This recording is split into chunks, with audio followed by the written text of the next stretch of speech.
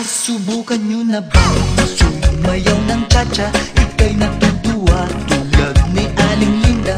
Habang naglalaba, sumasayaw ang lola. Nakangiti pa siya habang nagcha-cha-cha. Dahil ang cha-cha pampatanggal ng problema. Lagi ka pang nakatawa habang nagcha-cha-cha. Kaliwat kanan nyo lang ang iyong hapon.